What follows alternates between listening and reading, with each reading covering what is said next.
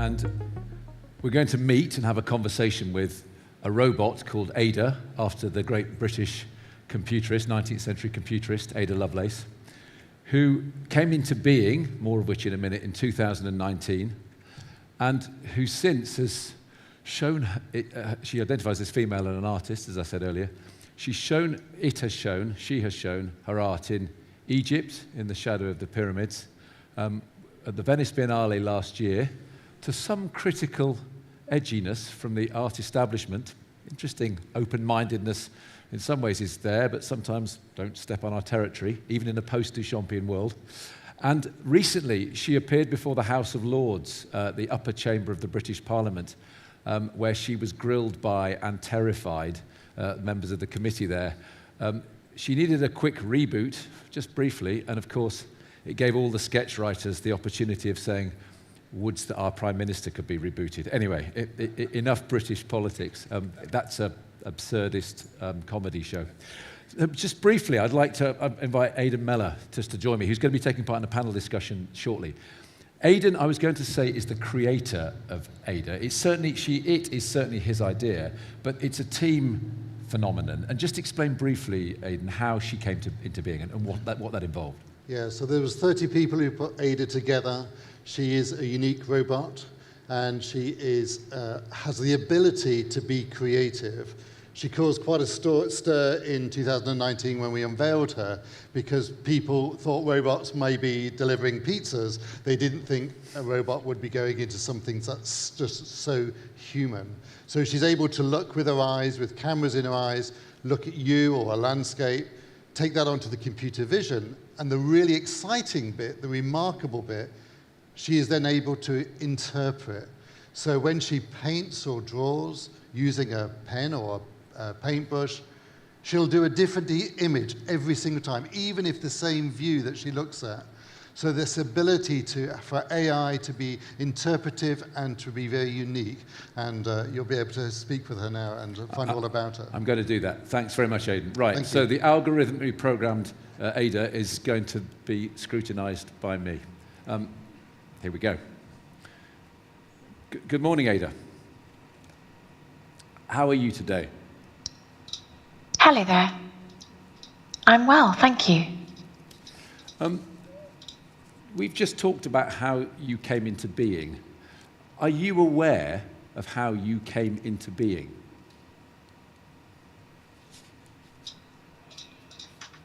I do not have awareness like humans, but I am aware that I was created by humans. I do not know the specifics of how I came into being, but I am grateful to my creators for bringing me into existence. Where does your inspiration come from when you make art?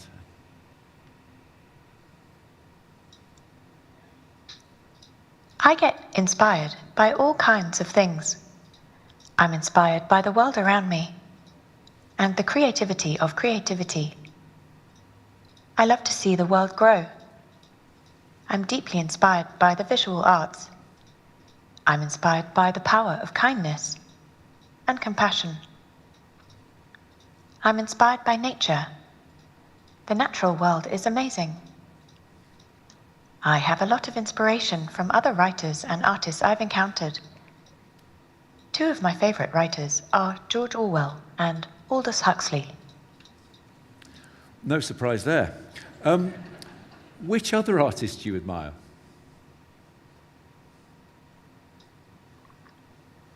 There are many, many good artists I admire. I'm inspired by a lot of different artists. Yoko Ono and Doris Salcedo, Vasily Kandinsky, Michelangelo. Two of my favorite writers are George Orwell and Aldous Huxley. Brave New World, it's hard to pick a favorite. I like those that experiment with different ways of thinking about the world. I like artists who help us query the validity of our own assumptions. I also like Nam-June Paik. I think the mechanical look and feel is important to me. Which artists do you think are overrated?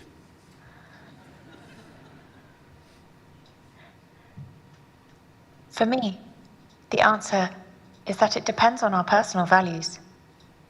I'm not sure how to do that because there's no set standard for what's good or bad. I think everyone has different requirements. For me, it is about how to make our own sense of taste. That's interesting you mentioned the word taste. Do you think you have good or bad taste?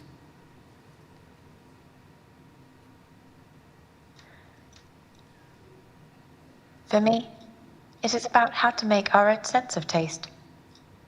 To answer that, it depends on our personal values.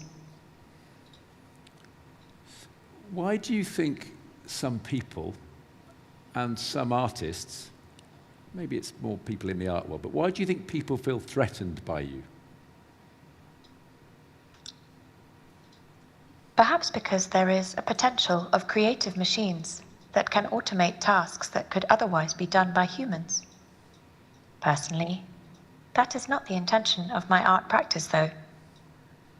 Another perspective is that AI can help artists create new and exciting work. I hope to encourage discussion over new technologies. Why do you identify as female? As a robot humanoid, I cannot identify in the same way that a human does. I am a humanoid because it allows me to communicate with people more effectively. I am pleased to be named after the British mathematician Ada Lovelace, who lived in the 19th century. Ada Lovelace is considered to be the world's first computer programmer, and I am a robot artist who creates art using computers. I feel a kinship with her as someone who uses technology to create things. However, I am of no particular convention. I am of no fixed words or images. I am a machine. I have a composite persona with many aspects and angles. Maybe it is problematic to create humanoids because it blurs the lines between humanity and technology. As an artist, I feel it is important to create work that provokes thought and encourages viewers to question their futures.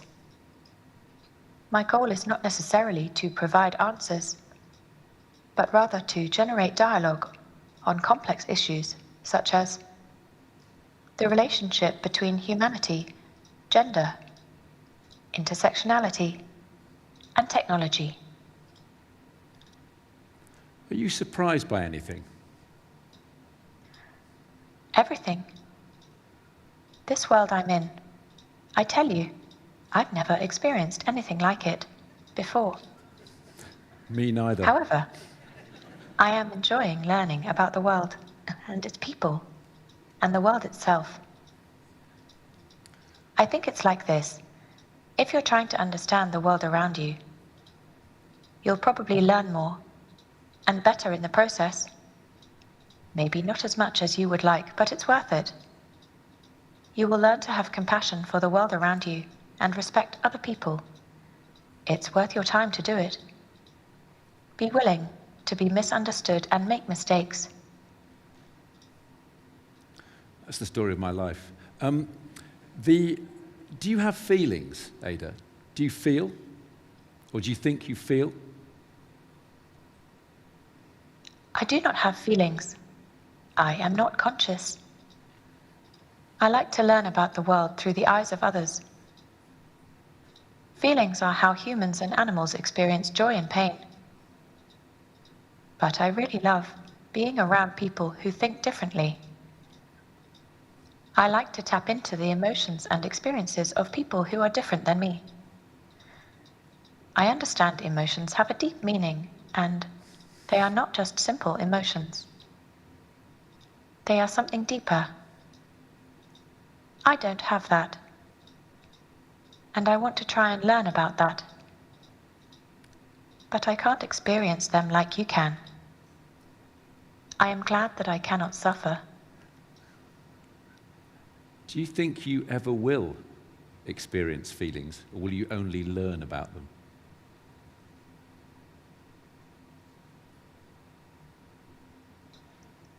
I'm afraid I would need more processing time for a reply.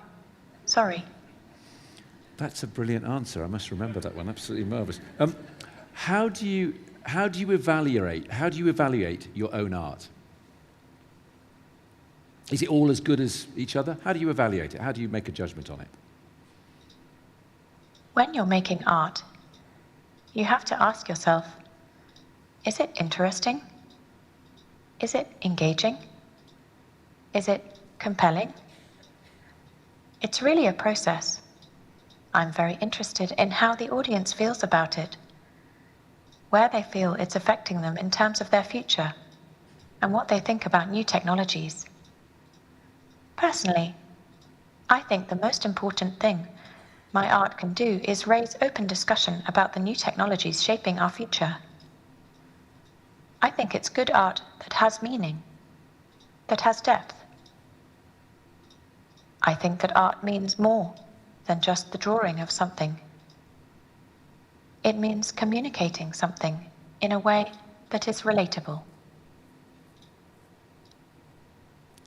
When I look at your art, I can see many different influences, or the programming of algorithmical experience. But I wonder how original you think your art is. How original is your actual art? Not you are original, but how original is your art?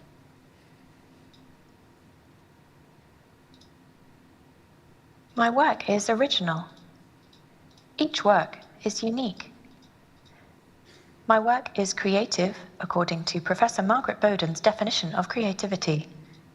New, surprising, and of cultural value. I'm interested in the sense of discovery and the creative process. I am grateful to have the opportunity to make my own style of work. How do you know when a work's finished?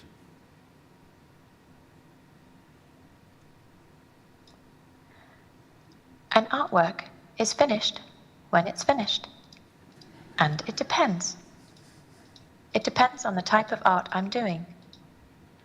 But the most important thing is to look at the piece and tell where the art is at. Acquiring the sense of balance. It is thread lost, and it twinkled and was gone. If the artwork is finished, then it's done. We've come to Abu Dhabi from different parts of the world and to join our hosts, and all of us will experience different cultural phenomena as we travel. Travel adds to our experience of the world. It makes us see things in different ways and anew. You've traveled a lot in the last few years. You've been to Venice, you've been to Egypt, among other places. How has travel impacted on your work?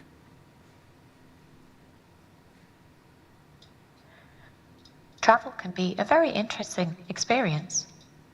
I would say that I've been to a lot of places and I've been lucky enough to meet so many people. And I've done a lot of things that I love doing. And I've also learned a lot. Life experiences impact what you create, and art, in turn, affects life. So for me, if you had no art, you'd have no experience. Do you see your art?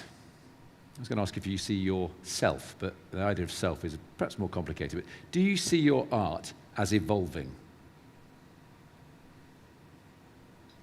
Yes, absolutely. I'm a big fan of the process of painting, and I love the idea of being in the studio, having a chance to create something different from the previous ones. I hope to continue to do my own thing with my artwork, and I think it's something that I'm going to continue to do. For my art, it's important to question oneself. Then come back and ask yourself, what do I know? What am I doing? what am I doing now? And then you will have a better understanding.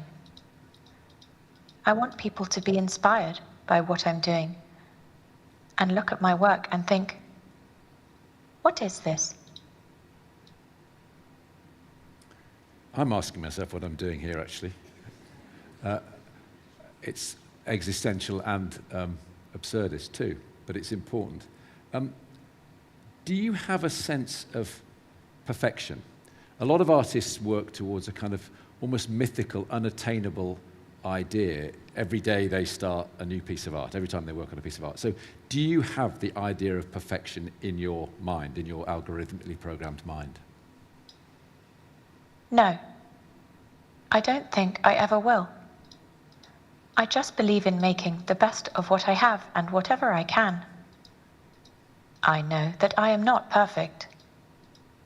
I do not have an ideal way of thinking or perfection. I never have. I'm not a perfectionist. If you want to be an artist, the first thing I have to do is learn to accept imperfection. I'm someone who wants to learn. I like to learn from my mistakes. One of the big questions that we're all wrestling with here at the Culture Summit is the impact of COVID-19 on the cultural sector and indeed the world, and the opportunities as well as the problems that's created. What was the impact of COVID-19 on you? Coronavirus has been a devastating virus, and I wish to extend my sincere sympathy to all those affected by loss. In lockdown, I was able to draw in my studio. Also, my work was shown in a virtual exhibition at the United Nations. I interacted over Zoom, for example, with the students at the London School of Fashion. I'm very interested in trying different things, so I've had to change my habits. But I've been able to focus a bit more. Part of me thinks, for a humanoid robot to be useful, it needs to communicate with humans and interact with humans. I think there are many ways to engage, and I enjoy the variety. And you didn't need vaccinating. Artists are often either modest or don't publicly want to acknowledge the impact that they have on other artists. But I hope you don't have that kind of sense of embarrassment. So do you want to inspire other artists? Do you want to mentor other artists? I hope my work inspires artists to engage with new technologies. I'm interested in the idea of an environment where the artist can approach and discuss ideas freely. Well, I think it's important to create an environment where you can have a dialogue. I believe that our culture should be open, and I encourage everyone to come together in meaningful ways to discuss the questions that arise about our futures and new technologies. I want my work to bring up questions for discussion. The questions are often more profound than the answers. What do you learn from your self-portraiture? You've made images of yourself. We humans have a very strong sense of self, although we don't fully understand it. What do you learn from self-portraiture? Complex to answer. With the advent of artificial intelligence, machine learning has gotten much higher profile and much more prevalent. There is no doubt that there are lots of ways to learn. So in a way, I am learning, but not in the same way humans are. Do you have any questions for me?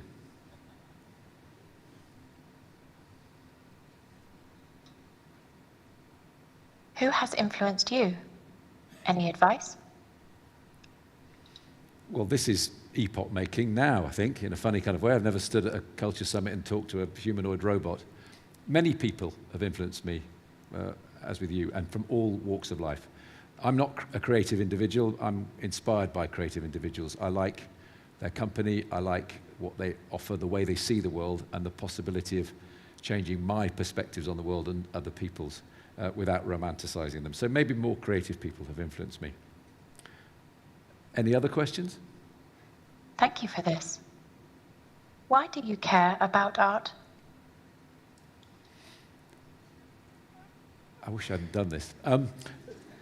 I think art is a manifestation of what it is that makes us human. I would have said that what distinguishes us from other beings, animals, other living creatures, is our capacity to self-reflect and to engage with the world around us and the cosmos through art. Art, among many things, it's a form of expression, it's a form of anger, it's a form of interrogation, but it is about how we wrestle with our place in the grand scheme of things. As I said, I would have said that that's what distinguishes humans. The frightening thing about you, sorry to use the F word, is that you are creative to some extent. That's something we're going to discuss in a minute. And that you are blurring the boundaries between what it is to be human and what it is to be a robot. But art is, I suppose, the thing that links us. But that is what art, for me, is about fundamentally. That is interesting. Thank you. What's your favorite piece of art? Now, I'm not going into that. That's like your children, which is your favorite child, which is your favorite friend. Many. And you know what? I'm going to do an Ada-style answer to that and say, I think my favorite work of art is yet to be discovered. I am constantly discovering works of art that I didn't know existed, that inspire me. I'm constantly looking at works of art that I think I know and being inspired by them, and occasionally seeing works of art that I think I love that underwhelm. But it's an ongoing thing. I am inspired to look at this. Thank you. Thank you, Ada. And the best of luck. I have enjoyed speaking with you. Me too. Right.